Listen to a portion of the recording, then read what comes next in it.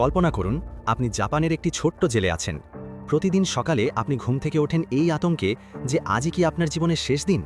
কারণ জাপানি কয়েদিদের ফাঁসির কথা আগে থেকে জানানো হয় না। বিশ্বের উন্নত দেশগুলো যখন মৃত্যুদণ্ড বন্ধ করছে, জাপান তখন পালন করছে এক নিষ্ঠুর নিয়ম, যাকে বলা হয় ইভিল ডিজাইন। এখানে কয়েদিদের মাত্র কয়েক ঘন্টা আগে জানানো হয় যে তাদের ফাঁসি হবে। তোমোহিরো কাতোর মতো কয়েদিরা বছরের পর বছর এই আতঙ্কে কাটান। তারা জানে না কোন খাবারটি তাদের শেষ খাবার। মেন্ডা সাকাই নামে এক ব্যক্তি টানা ৩৪ বছর এই অনিশ্চয়তায় কাটিয়েছিলেন, অথচ পরে জানা যায় তিনি নির্দোষ ছিলেন। ফাঁসির সময় কয়েদির চোখ বেঁধে একটি ট্র্যাপডোরের ওপর দাঁড় করানো হয়।